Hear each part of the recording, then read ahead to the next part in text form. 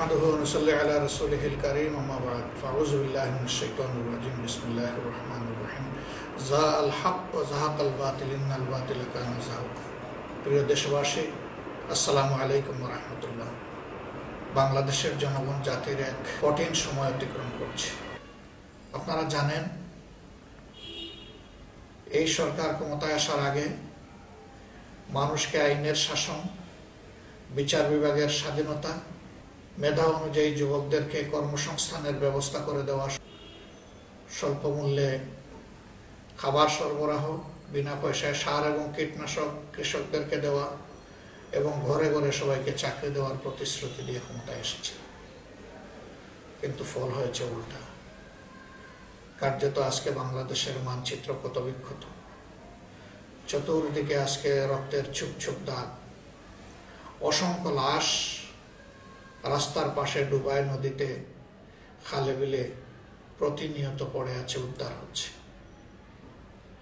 অসংখ্য মানুষকে ধরে নিয়ে আইনশৃঙ্খলা রক্ষাকারী বাহিনী গুম করেছে, খুন করেছে, পঙ্গু করে দিচ্ছে।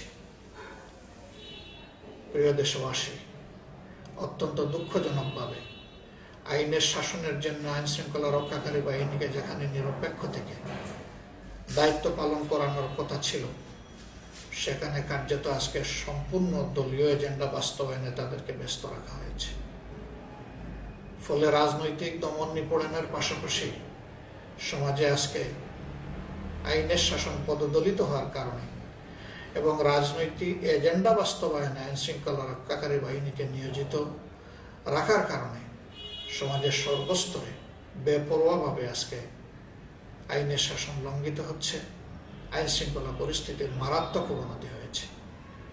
এমনি প্রেক্ষাপটের মধ্য দিয়ে আপনারা জানেন, আমি আগেই বলেছি, জামাতে ইসলামীকে নির্মূল করার অংশ হিসেবে জামাতের শীর্ষ নেতাদের বিরুদ্ধে ৪৫ বছর আগের একটি মীমাংসিত বিষয় জাতির সামনে রাজনৈতিক উদ্দেশ্য প্রণোদিত হয়ে নিয়ে এসে বিচারের নামে সরকার আজকে একে একে জামাতে ইসলামের শীর্ষ নেতৃবৃন্দকে হত্যার লীলায় মেতে উঠেছে। ইতিমধ্যেই জামাতে ইসলামের ২ জন প্রিয় নেতাকে আমরা হারিয়েছি। সরকার তাদেরকে ঠান্ডা মাথায় দুনিয়া থেকে বিদায় করে দিয়েছে। শহীদ আব্দুল কাদের মোল্লা, তিনি বৃহত্তর ফরিদপুরের সন্তান। বর্তমান ফরিদপুর জেলা সদরপুরে তার বাড়ি। গ্রামের স্কুলেই লেখাপড়া করেছেন। কৃতি এই ছাত্রটি শেষ পর্যন্ত ঢাকা বিশ্ববিদ্যালয়ে একজন কৃতি ছাত্র হিসেবে তার লেখাপড়া শেষ করেছেন এবং সকল স্তরেই তিনি কৃতিত্বের ছাপ রেখেছেন। ১৯৭১ সালের মুক্তিযুদ্ধ চলাকালীন সময়ে তিনি তার বাড়ির এলাকায় পুরোটা সময় অবস্থান করেছেন। সেই ব্যাপারে তার শিক্ষক, স্থানীয় মুক্তিযোদ্ধারা স্পষ্টভাবে আদালতে এসে তার পক্ষে সাক্ষ্য দিয়েছেন। কিন্তু অত্যন্ত আশ্চর্যের বিষয়, ফরিদপুরের আব্দুল কাদের মোল্লাকে ঢাকার মিরপুরের বিহারি আব্দুল কাদেরের জায়গায় প্রতিস্থাপন করে সরকার বিকৃতভাবে একটা বিচারের আয়োজন করে এবং একমাত্র সাক্ষী যার ভিত্তিতে তার ফাঁসি কার্যকর করা হয়েছে, সেই সাক্ষী ৩ জায়গায় ৩ ধরনের কথা বলেছেন। ট্রাইব্যুনালে হাজির হওয়ার আগে কখনো তিনি আব্দুল কাদের মোল্লার নামটিও মুখে উচ্চারণ করেন, অথচ ৩ জায়গায় ৩ ধরনের সাক্ষী দেওয়া একমাত্র সাক্ষীর ভিত্তিতেই তাকে ফাঁসি দেওয়া হয়েছে। এ মানুষটি অত্যন্ত খোলা মনের, বড় মনের মানুষ ছিলেন। তিনি জাতীয় প্রেস ক্লাবের মতো জাতির বিবেক সাংবাদিকদের সর্বোচ্চ মর্যাদা সম্পন্ন এই প্রতিষ্ঠানের নির্বাচিত সহসভাপতি ছিলেন। তিনি ঢাকার বহু নামি দামি প্রতিষ্ঠানে সেবা দিয়েছেন, চাকরি করেছেন। শেখ মুজিবুর রহমান সাহেবের আমলেই তিনি চাকরি করেছেন। তিনি যদি এতটাই দুর্দান্ত হতেন, এতটাই যদি তিনি অপরাধী হতেন, তাহলে স্বাধীনতার পরপর তিনি কিভাবে ঢাকা বিশ্ববিদ্যালয়ে লেখাপড়া করে সেখান থেকে নিয়মিত ডিগ্রি অর্জন করেছিলেন, এটা জাতির কাছে এক প্রশ্ন হয়ে চিরদিন থাকবে।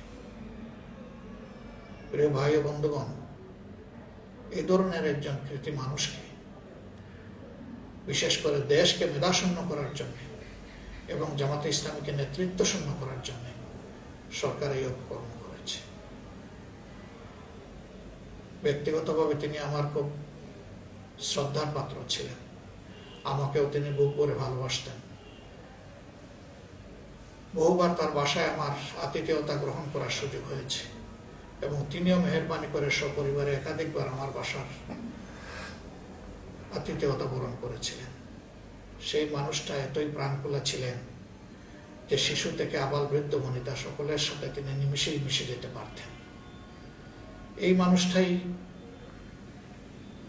একদিন দুই দিন নয়, মাসের পর মাস আওয়ামী লীগ নেতৃবৃন্দের সাথে বৈঠক করেছেন, বিভিন্ন আন্দোলন সংগ্রামে নেতৃত্ব দিয়েছেন, এমনকি শেখ হাসিনার বাসায়ও তিনি আতিথেয়তা গ্রহণ করেছেন। আজকে প্রশ্ন, তিনি যদি এতটাই ঘৃণিত মানুষ হবেন, অপরাধী হবেন, তাহলে শেখ হাসিনা মরহুম শেখ মুজিবুর রহমান সাহেবের মেয়ে হয়ে তাকে কিভাবে অতিথি হিসাবে বরণ করেছিলেন, কিভাবে তার দলের লোকদের সাথে বারবার তারা উঠা বসা করেছেন, মিটিং করেছেন, রাজনৈতিক কর্মসূচি প্রণয়ন করেছেন। প্রিয় ভাইয়েরা, বিষয় অত্যন্ত স্পষ্ট। আজ আওয়ামী লীগের ব্যর্থতার কঙ্কালের উপর দাঁড়িয়ে যখন ইসলামের সুমহান আদর্শ সামনের দিকে তিলে তিলে এগিয়ে যাচ্ছে, তখন সম্ভাবনাময় এই আদর্শের বিজয়কে ঠেকিয়ে দেওয়ার জন্যেই, থামিয়ে দেওয়ার জন্যই ষড়যন্ত্রের আশ্রয় নিয়েছে। আমরা অত্যন্ত দ্ব্যর্থহীনভাবে বলতে চাই, দুই একজন নেতাকে হত্যা করে ফাঁসি দিয়ে, কর্মীদেরকে জেলে পুরে, সাজানো মামলায় হয়রানি করে, পঙ্গু করে, হত্যা করে, গুম এবং খুন করে ইসলামের অগ্রযাত্রাকে স্তব্ধ করা যাবে না। আমরা বিশ্বাস করি আব্দুল কাদের মোল্লা তার জীবনের শেষ মুহূর্ত পর্যন্ত আল্লাহর উপর অবিচল আস্থা রেখে ইসলামের উপর তিনি যেভাবে নির্দ্বিধায় পথ চলেছেন এবং তার সঙ্গীদেরকে আলোর পথ দেখিয়েছেন, ইনশাআল্লাহ তার এই কীর্তি যুগ যুগ ধরে অনাগতকালের তরুণদেরকে পথ দেখাবে এবং ইসলামের দিকে সেই তরুণরা ঝাঁকে ঝাঁকে অংশগ্রহণ করে ইসলামের বিজয়কে একদিন এই দেশে সুনিশ্চিত করবে ইনশাআল্লাহ। মহান আল্লাহর দরবারে দোয়া করি, আল্লাহ যেন তার এই প্রিয় বান্দাকে